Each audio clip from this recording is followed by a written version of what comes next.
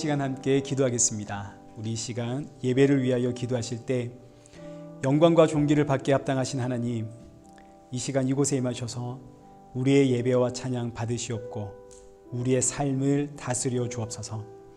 한 주간 지은 죄와 불순종과 연약함 용서하여 주옵시고 새 힘과 능력 부어 주옵소서. 우리 함께 기도하며 예배 자리로 나아가겠습니다. 기도하겠습니다.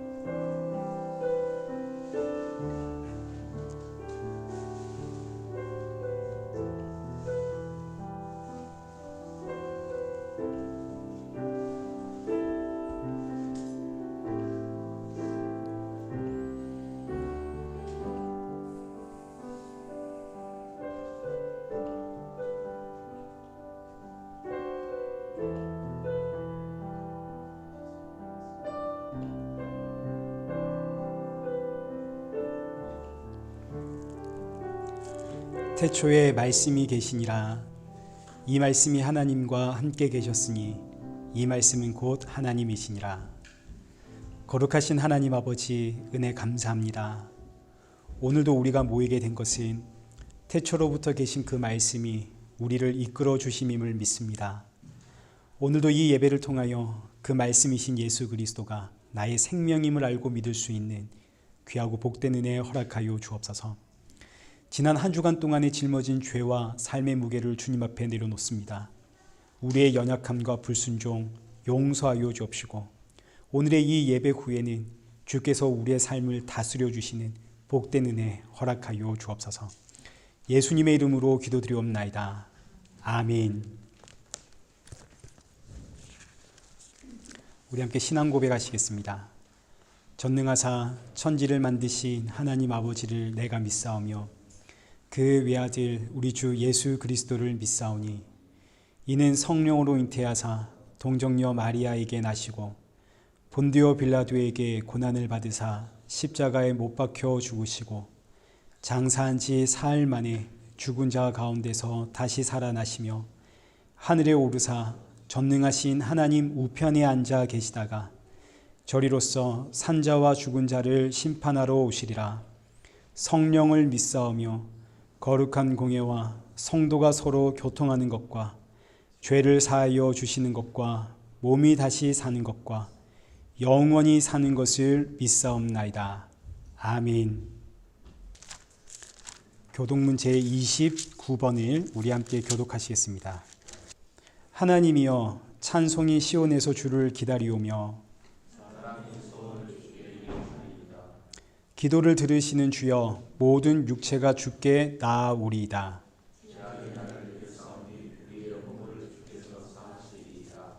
주께서 택하시고 가까이 오게 하사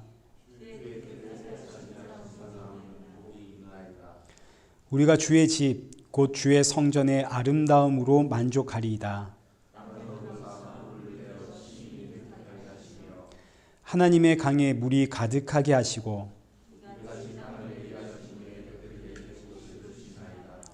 초장은 양떼로 옷 입었고 골짜기는 곡식으로 덮였으며 그들이 다 즐거이 외치고 또 노래하나이다. 아멘. 우리 찬송가 36장 함께 찬양 올려드리겠습니다.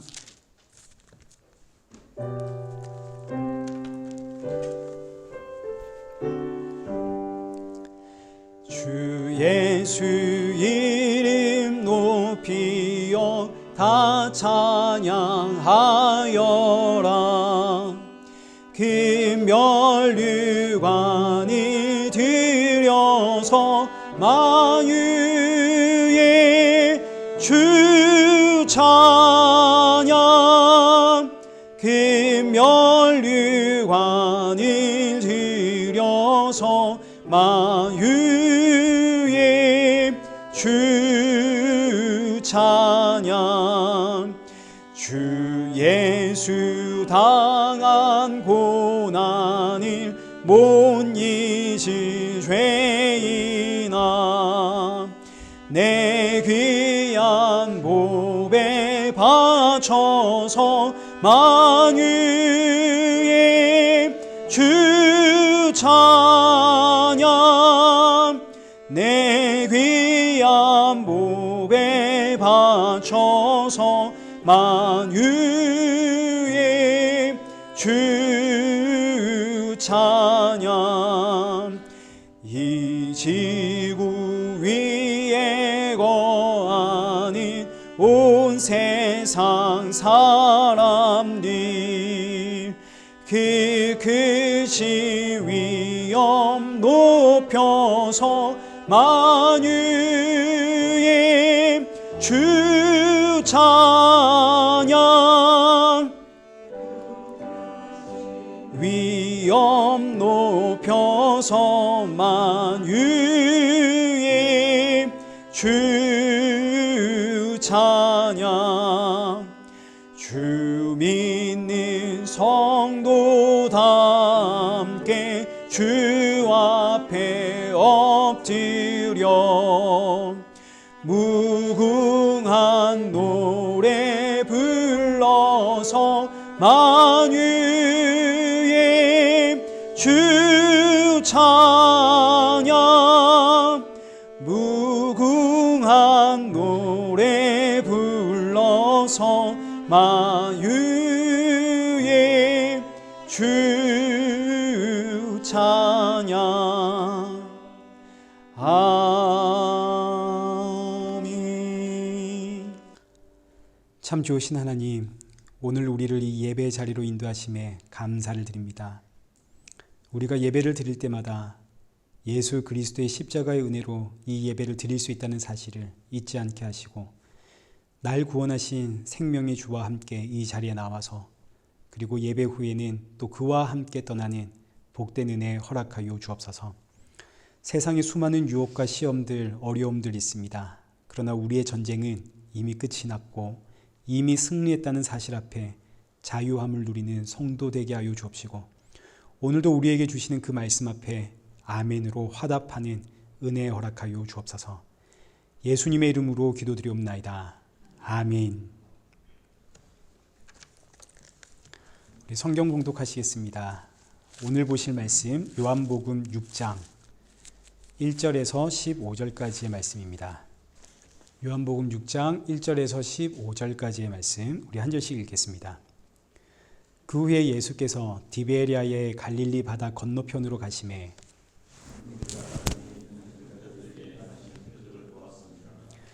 예수께서 산에 오르사 제자들과 함께 거기 앉으시니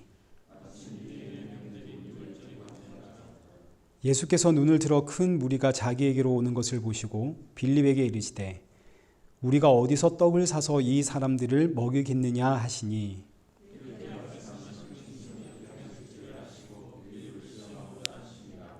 빌립이 대답하되 각 사람으로 조금씩 받게 할지라도 200데나리온의 떡이 부족하리이다.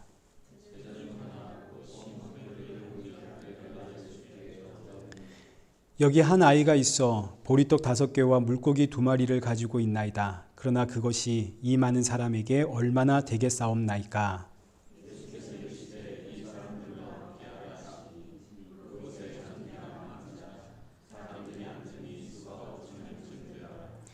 예수께서 떡을 가져 축사하신 후에 앉아있는 자들에게 나눠주시고 물고기도 그렇게 그들의 원대로 주시니라.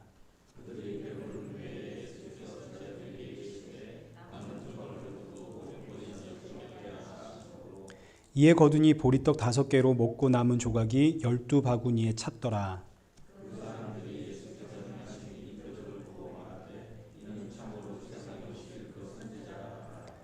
그러므로 예수께서 그들이 와서 자기를 억지로 붙들어 임금으로 삼으려는 줄 아시고 다시 혼자 산으로 떠나가시니라. 아멘. 우리 교회 소식 알려드리겠습니다. 계속해서 매주 화요일과 목요일에는 하이델베르그 교리문답이 이제 올라가고 있다는 거 유튜브로 참고하시면 되겠고요. 또 수요 예배 역시 이제 수요 저녁 7시에 유튜브로 올라가고 있습니다. 우리 새롭게 임명받은 집사님들 신앙교육 이제 계속 진행 중에 있는데 이제 2주 남았습니다. 그 시간 참 복되고 은혜로운 시간 되기를 이를 위해서 기도 부탁을 드립니다. 제가 어제 열심히 PPT 준비를 했는데 그 PPT를 옮겨 담지를 못했습니다. 그래서 오늘 PPT가 없으니까요. 여러분 성경을 열심히 좀 찾으시면서 읽으시면 되겠습니다. 혹시 성경 안 들고 오신 분들은 이런 날이 있으니까요. 여러분 꼭 성경책 들고 다니시면 좋겠습니다. 교회에 나올 땐 그래도 성경책 들고 오셔야죠. 네. 우리 이 시간에는 은혜 아니면 살아갈 수 없네. 우리 함께 찬양하시면서 준비하신 헌금 우리 하나님 앞에 봉헌하도록 하겠습니다. 우리 헌금 봉헌은 한혜주 권사님 부탁을 드리겠습니다.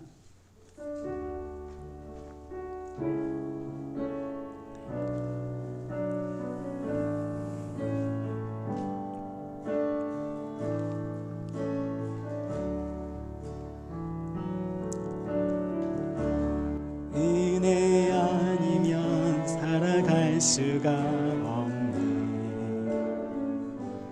호흡마저도 다 주의 것이니 세상 평안과 위로 내게 없어도 예수뿐이네. 크신 괴회 다 볼 수도 없고 작은 고난에 지쳐도 주께 묻기 나의 모든 삶 버티고 견디게 하시네. 은혜 아니면 살아갈 수가 없네. 나의 모든 것 다 주께 맡기니 참된 평안과 위로 내게 주신 주 예수 오직 예수뿐이네. 기도하겠습니다. 참 좋으신 하나님 감사합니다. 이 시간에 주님 앞에 빈손으로 나오지 않고 또 귀한 예물을 들고 나오게 하심 감사합니다. 우리가 드리는 것은 작은 예물이지만 그러나 이 헌금 준비할 때마다 날 위해 십자가에 죽으신 그 예수 그리스도를 기억하게 하시고 돌아가는 우리 사랑하는 성도들의 마음속에는 십자가의 보혈만이 충만케 하여 주옵소서. 주시는 말씀 앞에 나의 모습을 돌아보며 점검하며 그리고 아멘으로 화답하는 은혜 허락하여 주옵소서. 예수님의 이름으로 기도드리옵나이다. 아멘. 오늘 본문은 요한복음 6장 1절에서 15절까지의 말씀입니다. 오병이어라는 제목으로 우리 본문의 말씀을 우리 함께 살펴보도록 하겠습니다.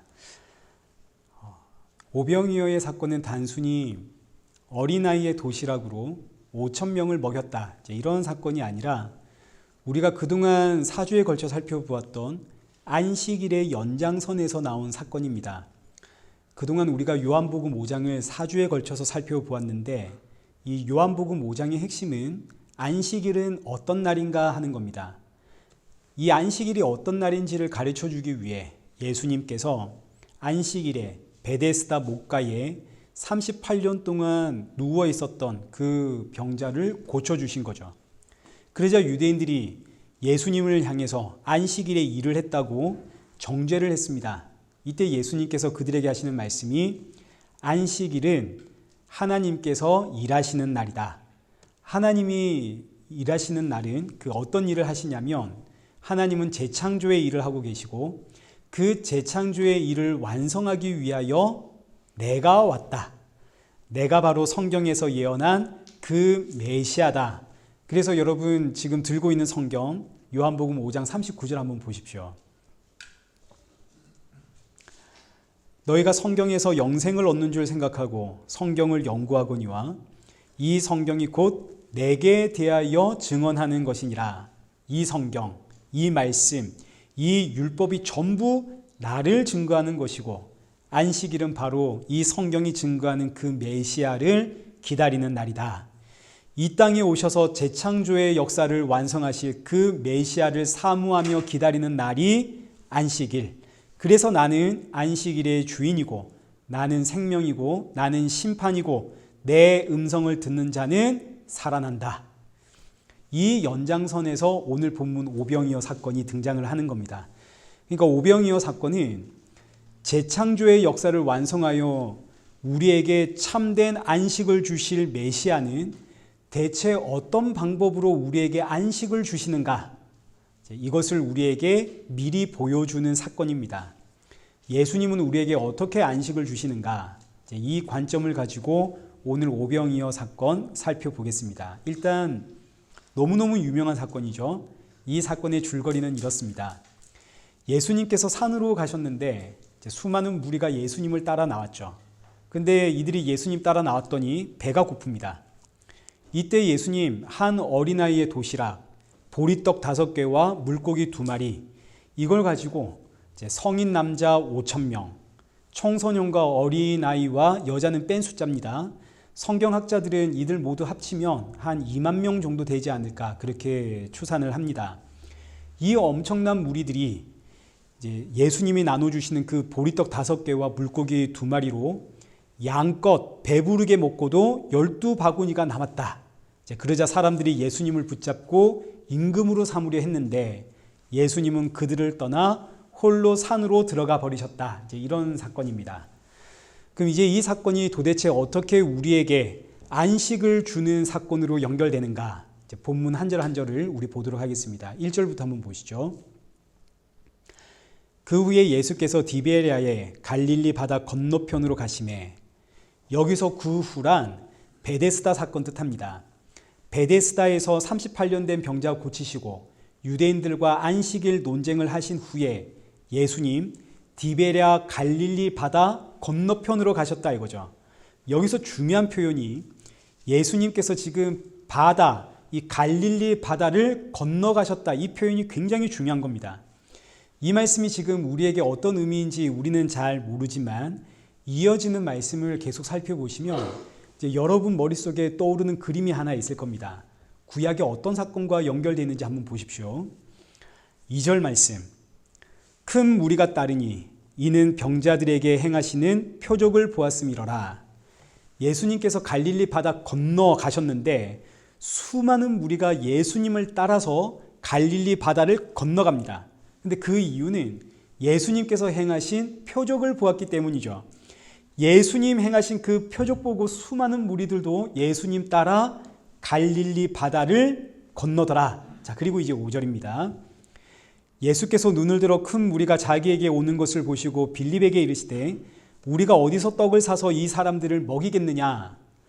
지금 예수님께서 이 무리를 보시면서 어디서 떡을 사서 이 사람들을 먹일까? 예수님이 지금 이렇게 말씀하신 이유는 이제 2가지로 생각해 볼 수 있겠죠. 첫째는 지금이 밥 먹을 시간이 된 겁니다. 그래서 예수님께서 밥 먹을 시간 되었는데 어디서 떡을 살까? 이렇게 물어본 것이 되겠고, 2번째는 사람들이 예수님 따라 나왔는데 먹을 것이 없어가지고 배고프다, 수근수근 거리는 이야기들이 예수님 귀에 들려서 이런 이야기를 했을 겁니다. 자, 그러면 이제 여기까지의 사건을 한번 정리해 보십시다. 갈릴리 바다를 건너기 전 예수님께서 어떤 대단한 표적을 행했습니다. 38년 된 병자를 고치셨는데 우리에게는 이것만 기록되어 있지만 성경에는 여기 기록되지 않은 다른 표적들도 있다고 그럽니다. 여기 표적들. 그러자 무리들이 그 표적들을 보고 예수님을 따라 나오는데 예수님이 갈릴리 바다를 건너가셨거든요. 그러자 이 무리들도 예수님을 따라 갈릴리 바다를 건너갔습니다. 근데 갈릴리 바다를 건너가면 그곳이 광야입니다. 광야에 예수님과 함께 도착한 이 무리들이 밥 먹을 시간이 되어가지고 배가 고픕니다. 먹을 것이 없어서 배고프다 배고프다 하는 소리가 예수님 귀에 들린 거죠. 여러분 구약에 어떤 사건 떠오르지 않습니까? 이때 한 아이, 보리떡 5개와 물고기 2마리를 가진 한 아이의 도시락, 그 도시락을 예수님이 받아서 축사하고 떼어서 사람들에게 나눠주라 하니까 세상에 이 5,000명이 훌쩍 넘는 이 엄청난 사람들이 그걸 정말 배부르게 양껏 먹고도 12바구니가 남았다더라. 자, 그럼 이제 여러분 이 사건이 어떤 사건으로 떠오르나요? 완전히 모세의 출애굽 사건과 똑같죠. 애굽에서 10가지 재앙들을 보고 그 10가지 표적들을 보고 모세를 따라 홍해를 건너 광야로 나온 이스라엘 백성들. 근데 광야에 나갔더니 먹을 게 없어가지고 원망을 할 때 하나님께서 이들을 만나로 배불리 먹이신 사건. 출애굽 사건이 지금 예수님을 통해서 완전히 재현되고 있는 사건입니다. 이게 오병이어입니다.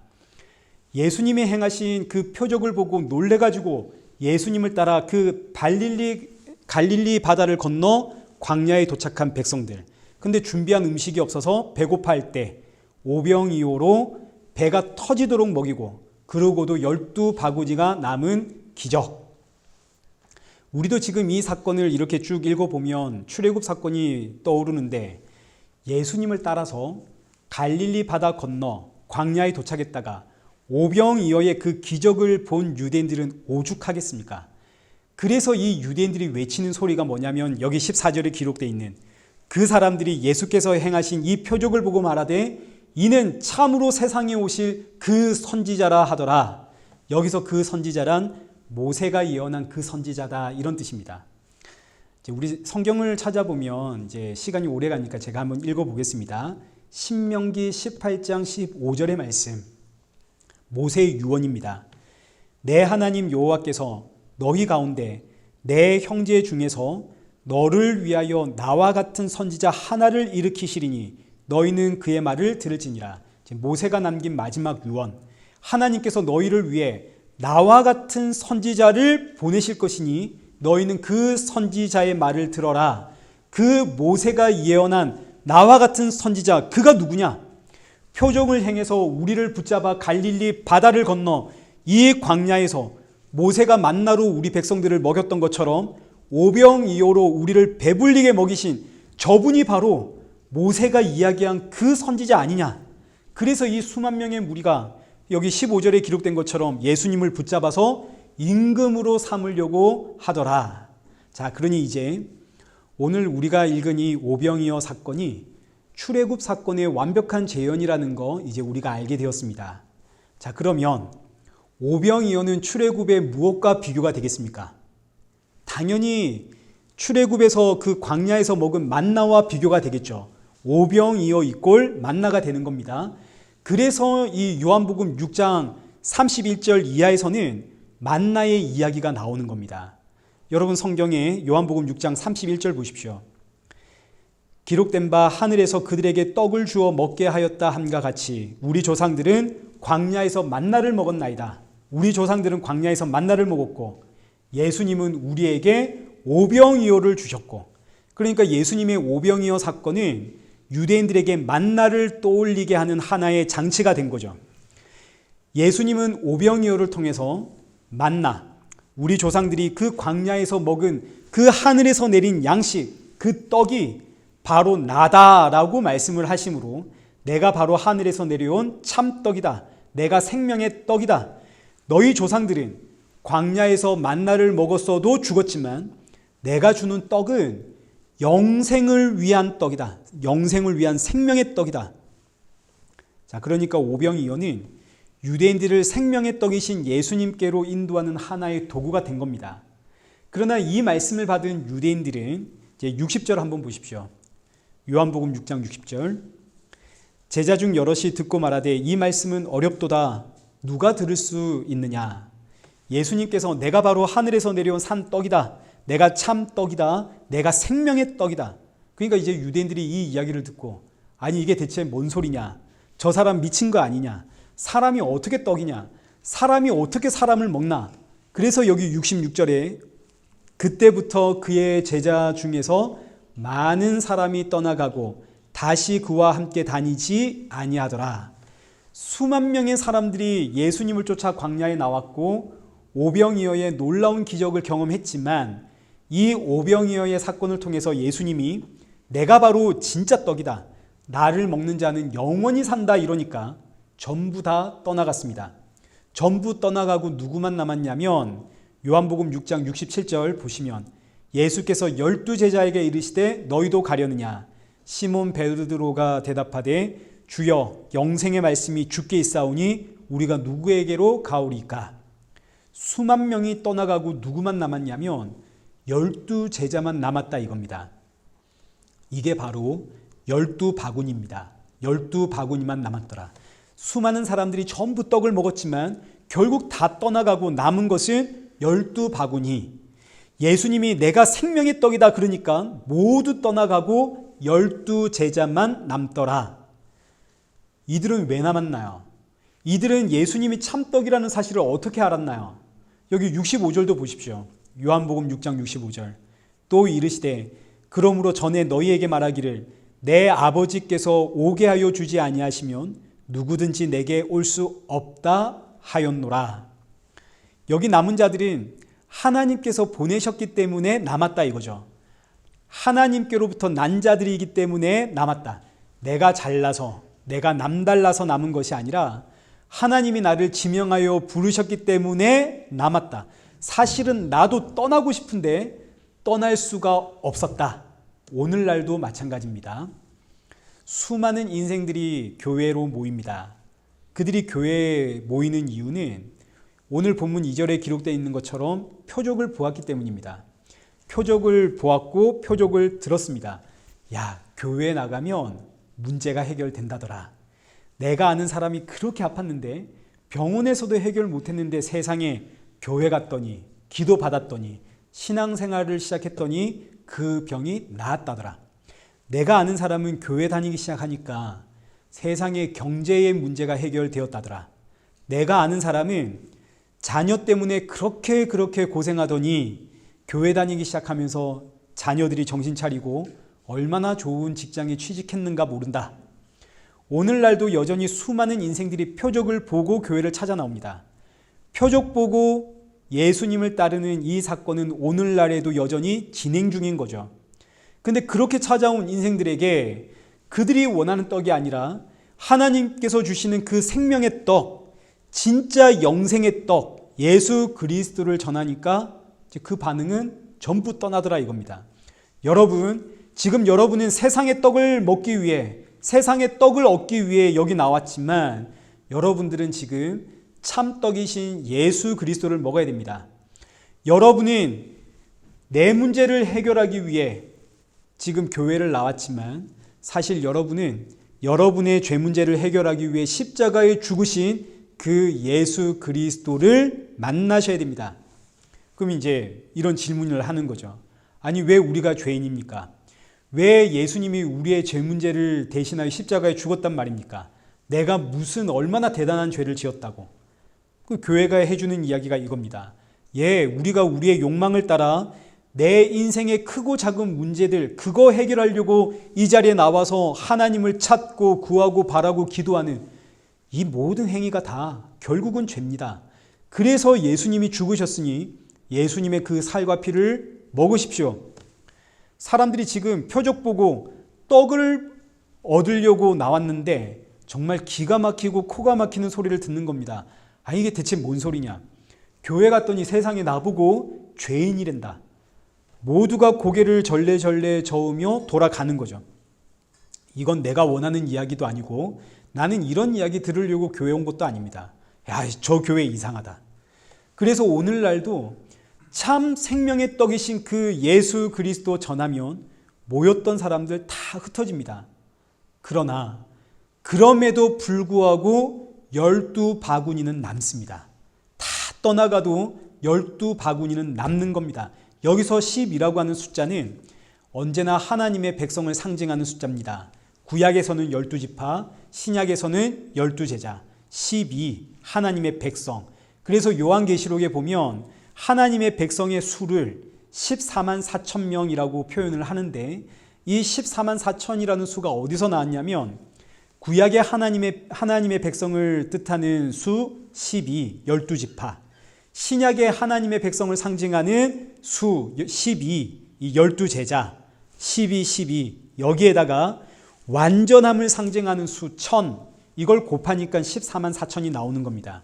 그래서 14만 4천이라는 수는 구약과 신약의 하나님의 모든 백성들을 다 통칭하는 하나의 상징적인 숫자이지 저 어디 이단이 말하는 것처럼 14만 4천 명만 구원받는다 그런 이야기가 아닌 겁니다. 자, 그래서 12바구니, 12제자 모두가 다 고개를 흔들고 떠나가도 하나님께로부터 난 자, 하나님께서 믿음 넣어준 자는 모두 남는 겁니다. 베드로의 고백처럼 영생의 말씀이 여기 있으니 우리가 누구에게로 가오리까? 하나님의 자녀는 전부 예수님께로 모이게 되어 있는 거죠. 예수님이 양의 문이거든요. 그럼 이제 이 오병이어의 사건이 예수님이 주시는 안식과 이제 어떻게 연결되는가 이제 좀 더 구체적으로 보겠습니다. 4절 말씀 한번 보십시오. 마침 유대인의 명절인 유월절이 가까운지라. 지금 사건은 때마침 유월절에 일어난 사건입니다. 여러분 유월절이 어떤 날인지 다 아시죠? 애굽의 마지막 재앙입니다. 죽음의 재앙이 쏟아지는 그날 어린 양의 피를 문에다가 발랐더니 어린 양의 피를 보고 죽음이 넘어갔습니다. 그 집을 죽음이 넘어갔다. 그래서 그날을 유월절이라고 표현을 합니다. 유월절은 우리가 어떻게 애굽에서 그 죽음의 재앙에서 구원을 받아 나왔는지, 애굽에서 우리가 어떻게 안식을 얻게 되었는지 이걸 기억하게 하는 도구가 유월절입니다. 어린 양의 피로 구원받아 나왔다는 사실을 잊지 마라. 그래서 유월절에는 어린 양의 고기와 함께 누룩이 섞이지 않은 떡을 이제 먹게 되는데, 어린 양의 고기는 어린 양의 죽음, 이 어린 양의 피로 죽음이 넘어가고 내가 구원을 받았다, 내가 안식을 얻었다, 이 사실을 기억하게 하는 것이고, 누룩이 섞이지 않은 떡은 내가 애굽이라는 세상에서 분리되어 나왔다, 나는 이제 이 세상에 속한 사람이 아니라 구별된 하나님의 백성이다, 이것을 이제 기억하게 하는 장치가 누룩이 섞이지 않은 떡입니다. 그러니까 벌써 유월절이라고 하는 이 단어 속에는 예수님께서 우리에게 어떻게 안식을 주시는지 답이 다 들어가 있는 거죠. 예수 그리스도의 살과 피가 사망과 죄의 이 세상에서 우리를 구원해 안식을 준다, 이 메시지가 유월절에 담겨 있고 동시에 오병이어 안에도 이 메시지가 함께 담겨 있는 겁니다. 5절과 6절 말씀 보십시오. 예수께서 눈을 들어 큰 무리가 자기에게로 오는 것을 보시고 빌립에게 이르시되 우리가 어디서 떡을 사서 이 사람들을 먹이겠느냐 하시니, 이렇게 말씀하심은 친히 어떻게 하실지를 아시고 빌립을 시험하고자 하심이라. 유월절에 예수님의 표적을 보고 수많은 무리가 예수님을 따라 갈릴리 바다를 건너 이 광야로 나왔습니다. 여기서 굶주리고 있는 백성들을 보시고 예수님이 이제 빌립에게 묻는 겁니다. 우리가 어디서 떡을 사서 이 사람들을 먹이겠느냐? 자, 이때 질문이 굉장히 중요합니다. 예수님께서 빌립에게 문제 해결의 방법을 묻는 것이 아니라 문제 해결할 장소가 어디인지를 묻습니다.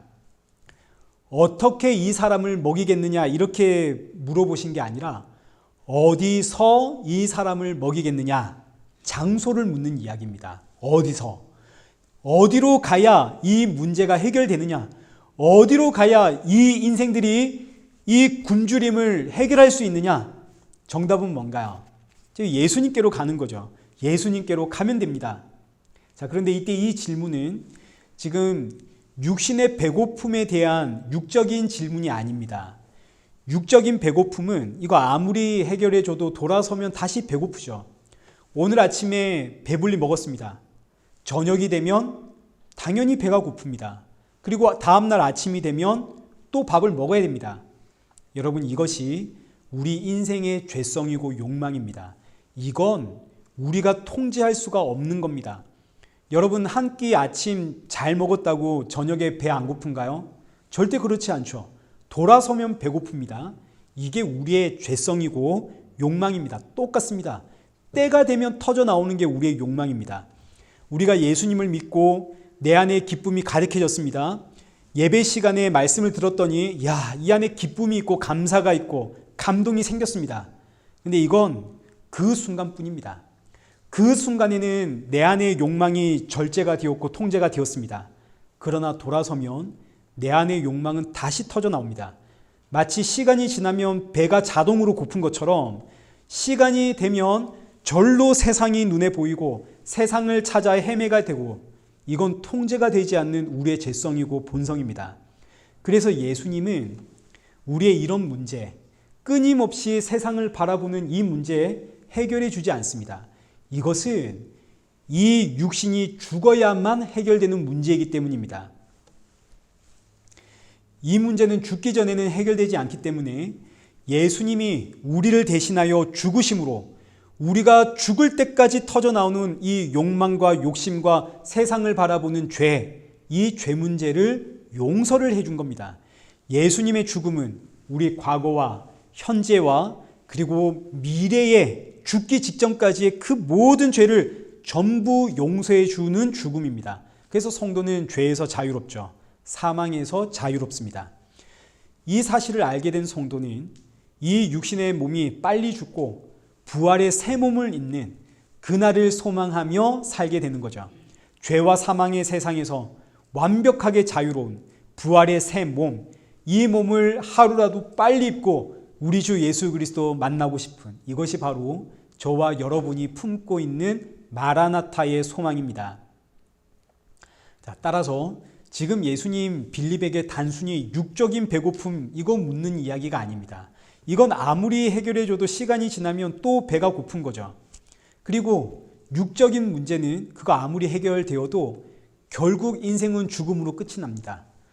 예수님의 질문은 영적인 배고픔입니다. 영적인 가람. 이 문제를 어디에서 해결할 수 있겠느냐? 여러분, 영적인 가람은 어디서 해결할 수 있나요? 성전에서 해결 못합니다. 이 교회에서도 이거 해결 못합니다.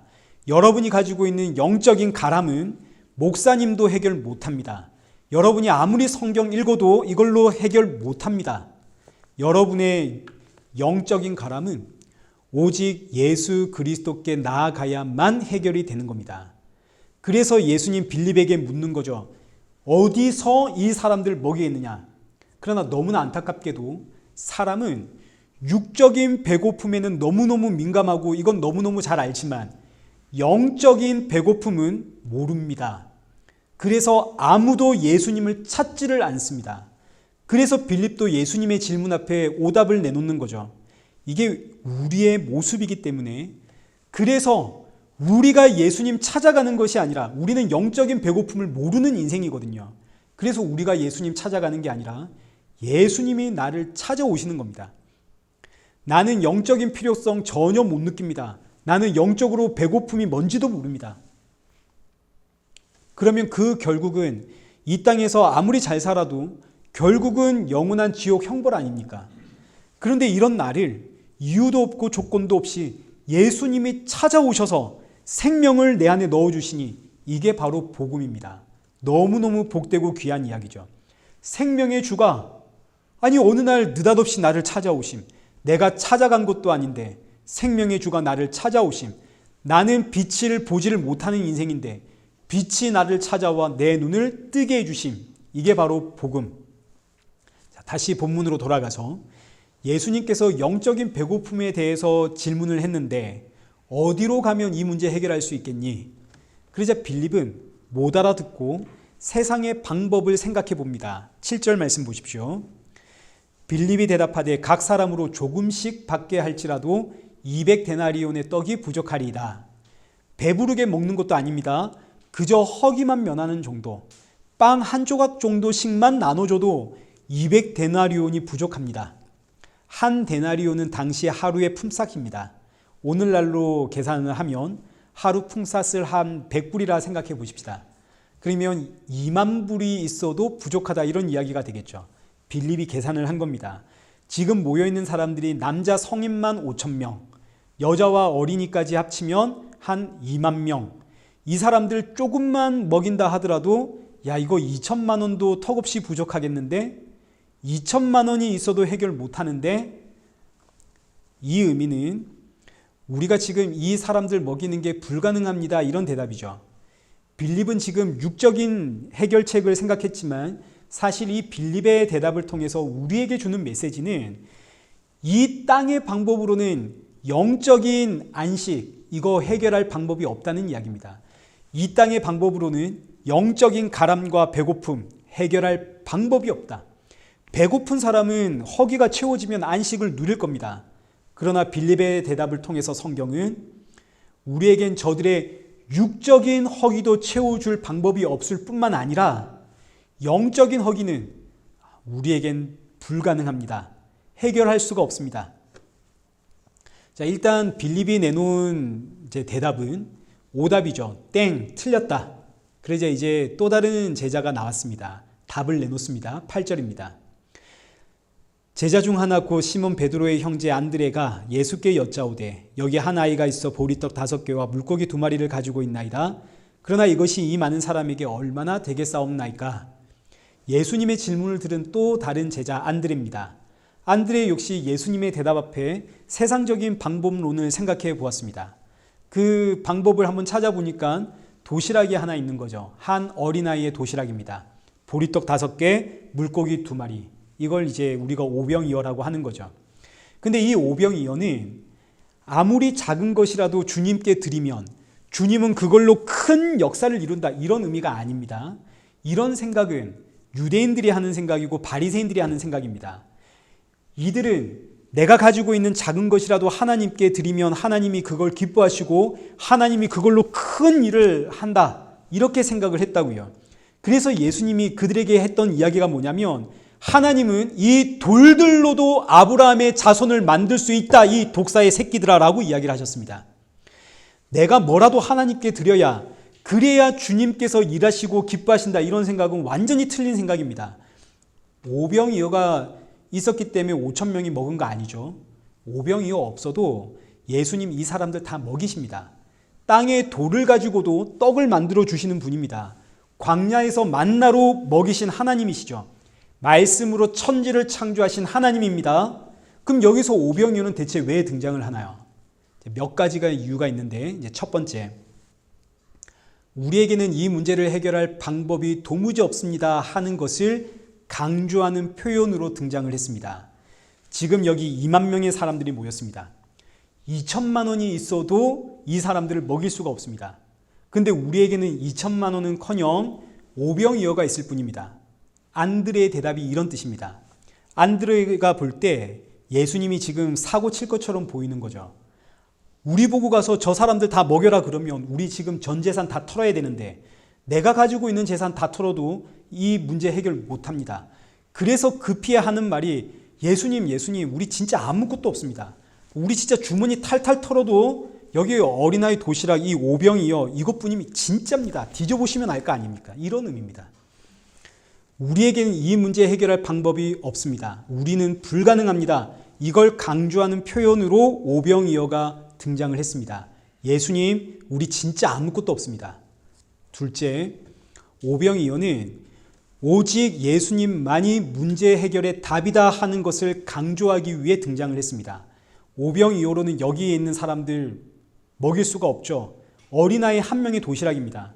그러나 예수님 11절에 기록되어 있는 것처럼 떡을 들고 축사하시고 떼어 나눠주시니까 세상의 사람들이 원대로 먹고 양껏대로 먹어도 12바구니가 남았습니다. 오직 예수님만이 답이다 이거죠. 빌립과 안드레는 세상적인 방법을 생각해 보았지만 예수님은 어디서 먹일래? 영적인 대답을 원하십니다. 어디로 가야 너희의 그 가람이 채워질까? 정답은 나다. 나에게 오면 된다.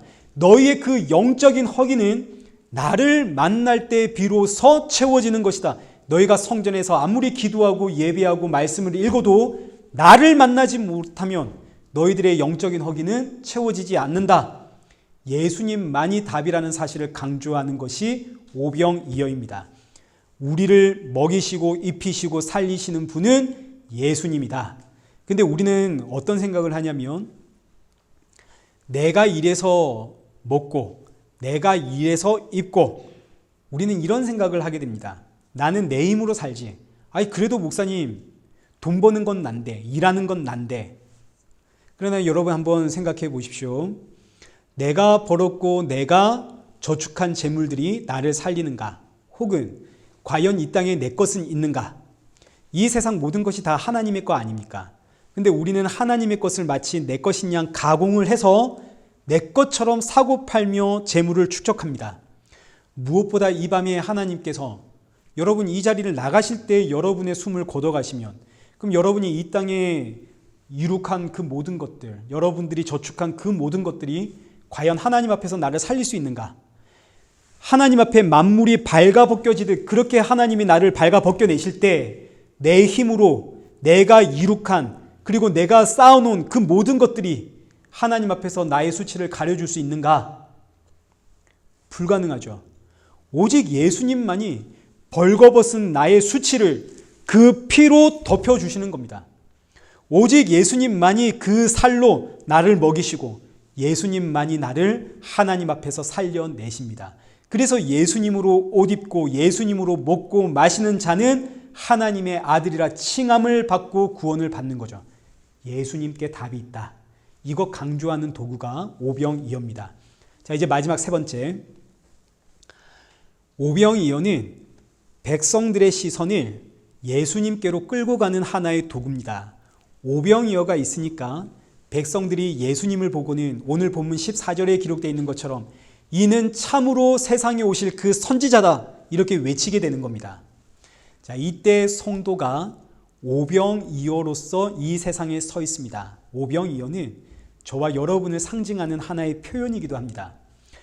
세상 사람들로 하여금 예수 그리스도를 바라보게 하는 도구가 오병이어라면 그 역할을 지금 누가 하고 있는가? 성도가 하고 있는 거죠. 저와 여러분. 우리가 오병이어로 이 세상에 서 있습니다. 오병이어 자체에는 문제 해결에 답이 없습니다. 이거 아무것도 아니죠. 그러나 이 오병이어는 사람들의 시선을 예수님께로 향하게 하는 도구입니다. 마찬가지입니다. 성도에게는 문제 해결에 답이 없습니다. 우리에게는 어떤 능력도 없습니다. 세상은 지금 200데나리온이 있어도 모자랍니다. 저 사람에게는 200데나리온을 가져다 주어도 문제가 해결 안 됩니다. 근데 나는 저 사람 앞에 오병이어, 가치로 따지자면 한 5,000원 가지고 있습니다. 저 사람은 200데나리온도 모자란데 난 한 5,000원 가지고 있다고요. 그러니 나는 저 사람에게 아무런 도움도 안 되고 힘도 안 됩니다. 그러나 나는 나의 존재 자체가 저 사람으로 하여금 예수님을 바라보게 하는 도구로서 서 있는 겁니다. 교회도 마찬가지고 그리고 오늘 이 예배당에 모여있는 저와 여러분도 마찬가지고 우리는 다 오병이어로 여기 서 있습니다. 제가 여러분에게 무슨 도움을 주겠습니까? 여러분 지금 200데나리온이 있어도 여러분의 삶의 문제 그거 해결 안 될 거거든요. 근데 저는 여러분 앞에 오병이어입니다. 한 5,000원 정도의 값어치를 가진 사람입니다. 제가 여러분에게 뭔가 물질적으로 도움을 준다, 어떤 세상에 가지고 있는 뭔가로 도움을 준다, 아무 도움도 안 되는 인생입니다. 그러나 저라는 존재는 그 자체가 여러분을 예수님 바라보게 하는 도구로 서 있죠. 마찬가지로 여러분 역시 저에게는 오병이어로 서 있습니다. 저 역시 200데나리온 가지고 있어도 턱없이 부족한 인생입니다. 근데 여러분은 저에게 오병이어로 존재하거든요. 여러분의 오병이어는 저에게 아무런 도움이 안 됩니다. 그러나 여러분의 존재 자체가 저로 하여금 생명의 주 예수 그리스도 바라보게 합니다. 부부 관계도 마찬가지입니다. 부모와 자녀 관계도 마찬가지입니다. 우린 모두가 다 서로에게 오병이어로 서 있다는 사실 여러분 꼭 기억하십시오. 이 사람 때문에 내가 예수님 바라보며 사는구나. 저 사람도 나 때문에 예수님 바라보며 사는구나. 이게 좋은 의미든 나쁜 의미든 결국 우리는 그로 인해서 예수님 바라보는 서로에게 오병이어로 우리가 서 있다. 자, 이제 말씀을 맺도록 하겠습니다. 오병이어 사건이 대체 어떻게 예수님이 주시는 안식으로 설명이 되는가? 오늘 우리가 읽은 본문에는 사실 나와 있지 않습니다. 그러나 이제 우리가 앞으로 요한복음 6장을 살펴볼 텐데 요한복음 6장 후반부로 가야 이 오병이어 사건을 예수님께서 성찬으로 끌고 가십니다.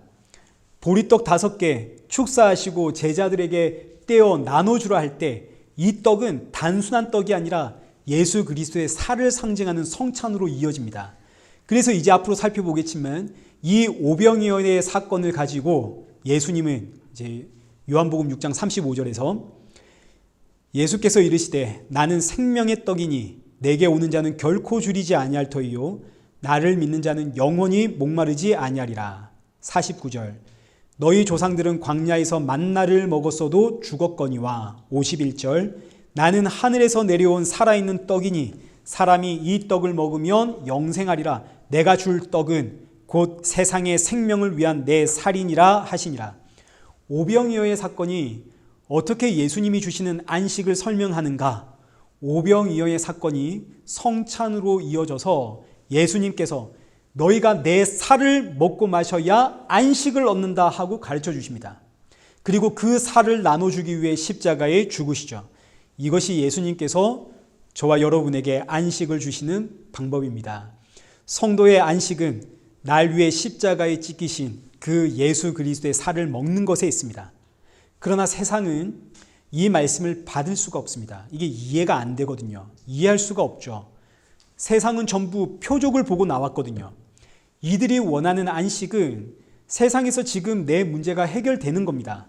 돈 문제도 해결되고 자녀 문제도 해결되고 직장의 문제도 해결되고 내 가정의 문제도 해결되고 아무튼 세상 문제가 해결되어야 나에게 안식이 찾아오지. 예수 그리스도의 살이 무슨 안식이라고 이해가 안 되는 겁니다. 물론 한두 번은 교회 나와서 먹는 척 할 수는 있습니다. 그러나 광야에서 아침 저녁 만나만 먹다가 점점 화가 쌓여 나중엔 견딜 수 없어 결국 폭발하면서 우리에게도 고기 달라 외쳤던 이스라엘 백성들처럼 한두 번은 참고 예수님 먹는 신용 할 수 있지만 듣다 보면 너무너무 듣기 싫어서 너무 화가 나서 견딜 수 없어서 도무지 이해가 안 돼서 고개를 흔들며 떠나게 되는 겁니다. 그래서 오병이어의 사건 마지막은 전부 떠나는 것으로 끝나는 겁니다. 다 떠납니다. 근데 누구는 남나요? 12바구니는 남죠. 그리고 12제자는 남죠. 누구만 남는다는 뜻인가요? 하나님께서 믿음 놓아준 인생들은 전부 남는다는 뜻입니다. 하나님의 자녀들은 예수 그리스도가 양의 문이라는 사실을 알거든요. 예수 그리스도를 통과해야만 구원이라는 사실을 알기 때문에 하나님의 자녀는 예수님 앞에 모입니다. 예수님 앞에 섭니다. 예수님 곁을 떠날 수가 없습니다. 사랑하는 성도 여러분, 날마다 예수님 주시는 그 살을 먹으십시오. 예수님이 주시는 살을 먹는다 이 표현은 예수님으로 충만해지길 기도하라는 뜻입니다. 앞서 우리는 우리의 이 육신의 욕망의 문제 해결 못한다고 했습니다. 때가 되면 배가 고프듯 우리의 욕망은 때가 되면 터져 나오게 되어 있습니다. 그때 우리는 예수님의 살을 먹어야 됩니다. 여러분, 이게 기도입니다. 예수님 찾지 않으면 우리는 금세 세상에 함몰되어 세상만 보입니다.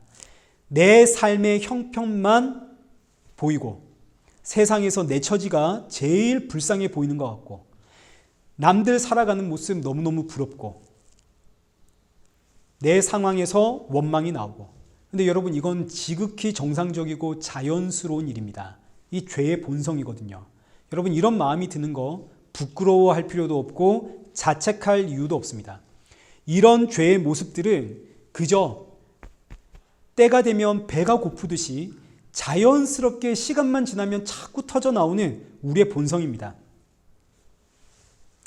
그러니 이런 죄의 욕구들이 터져 나올 때마다 나는 왜 이럴까? 자책할 이유가 전혀 없습니다. 그럴 필요 없죠. 그때는 예수 그리스도의 살을 먹으면 되는 겁니다. 예수 그리스도의 살을 먹음으로 예수님으로 충만해질 때 우리는 세상 앞에 오병이어로 서는 겁니다. 그러나 또 반대로 이런 죄의 모습들이 내 안에서 터져 나올 때 예수님으로 충만해지지 못해가지고 내 욕망에 휩쓸렸다 하더라도 여러분 괜찮은 겁니다. 왜요? 그래서 예수님 죽으신 거 아닙니까? 내가 내 힘으로 죄와 싸워 이길 수 있을 것 같으면 예수님 십자가에 죽을 이유가 없습니다. 내가 못 이기는 걸 아니까 죽으신 겁니다. 그래서 사도 바울 보십시오. 사도 바울처럼 성령 충만한 인생이 어디 있나요? 사도 바울처럼 하나님 사랑한 인생이 어디 있나요? 그러나 사도 바울의 고백이 뭔가요? 내 안에는 두 법이 있는데 마음으로는 하나님의 법을 사랑하나 내 속에 자리 잡고 있는 죄의 법이 늘 마음의 법, 하나님의 법을 싸워 이기더라. 오라, 나는 공고한 자로다. 누가 이 죄와 사망의 몸에서 나를 구원하랴. 그러고 봤더니 세상에 하나님께 감사하리로다. 나에게는 생명의 주 예수 그리스도가 있더라. 그래서 성도는 죄와 싸워 이기든 지든 결국은 예수님으로 충만해진 인생입니다. 결국은 세상 앞에 오병이어로 서게 되는 거죠. 예수님을 바라보게 하는 도구로 섭니다. 이것이 우리를 부르신, 저와 여러분을 부르신 하나님의 뜻이기 때문입니다. 이제 새롭게 시작하는 이 한 주, 사나 죽으나 죄 앞에 이기나 지나 결국은 예수님으로 충만해져서 이 세상 앞에 오병이어로 서 있는 이 사명을 잘 감당하는 그런 저와 여러분 되시길 축원합니다. 우리 함께 찬양하겠습니다. 우리 주보혈 날 정결케 하고 우리 함께 찬양하겠습니다.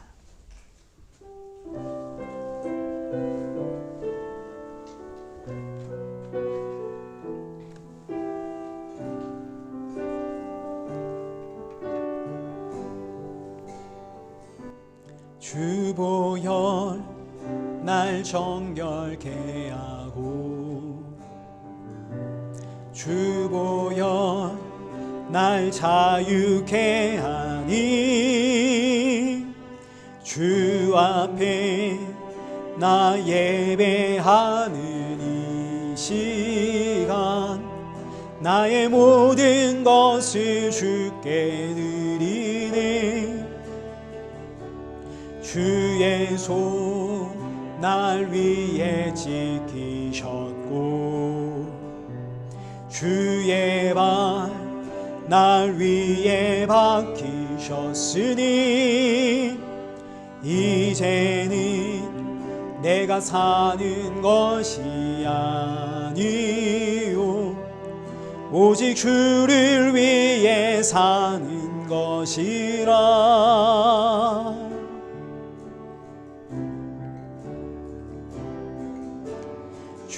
주의 손에 나의 손을 포개고 또 주의 발에 나의 발을 포개어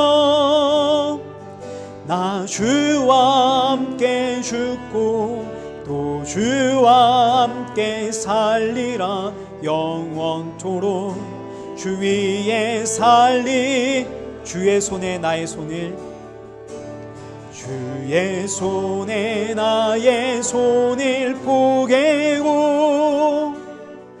또 주의 발에 나의 발을 포개어 나 주와 함께 죽고 또 주와 함께 살리라 영원토록 주 위에 살리라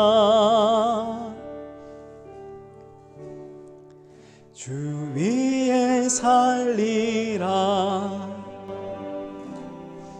우리 함께 기도하겠습니다. 우리 시간에 마음을 모아 기도하실 때 오병이어의 기적은 작은 것을 드렸더니 대박이 터지더라 이런 이야기가 아닙니다. 오병이어의 기적은 내가 가지고 있는 것은 도무지 문제를 해결할 수가 없는 것들인데 이런 것을 통해서 날 구원하신 예수 그리스도를 바라보게 하는 이것이 바로 오병이어의 기적입니다. 세상의 문제가 해결되지 않았어도 이 오병이어의 기적 앞에 날마다 감사하며 살아가는 성도가 되어지기를 나에게 주어진 것들로 이 상황과 환경 속에서 끊임없이 예수 그리스도를 바라보게 되는 이 복된 은혜가 우리 안에 넘치기를 그리고 나는 누군가에게 오병이어로 서 있다는 사실 잊지 말고 나를 통해 그들이 예수님 바라보도록 주님 저를 사용하여 주옵소서. 우리 이 시간 함께 마음을 모아 기도의 자리로 나아가겠습니다. 기도하겠습니다.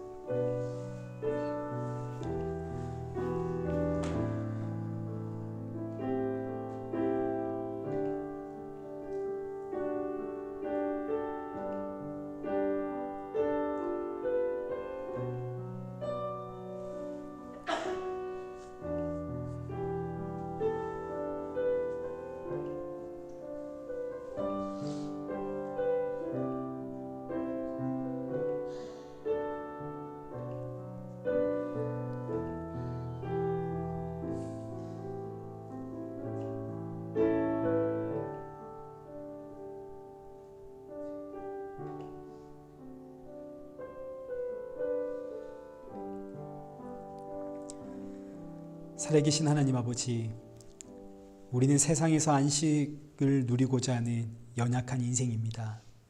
아무리 은혜를 받고 감사를 고백해도 돌아서면 이 은혜가 대체 무슨 소용이냐, 나는 지금 죽게 되었는데 하고 넘어져 버리는 그런 인생입니다.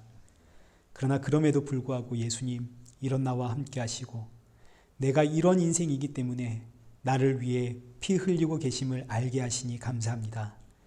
수많은 문제와 유혹과 어려움, 원치 않는 상황과 환경 속에서 시간이 지나면 배가 고프듯 끊임없이 욕망과 원망 터져 나오지만 그럼에도 이런 우리를 세상 앞에 누군가에게 오병이어로 서게 하시니 감사합니다.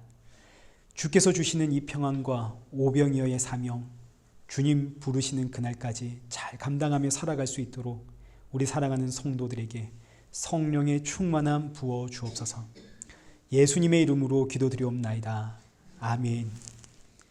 이제는 우리 주 예수 그리스도의 은혜와 성부 하나님의 크신 사랑과 성령 하나님의 위로교통 충만하심이 날마다 오병이어로 서서 십자가의 예수님을 증거하는 우리 일회교회와 성도들과 온 세계 교회 머리머리 위에 이제로부터 영원토록 함께 있을지어다. 아멘.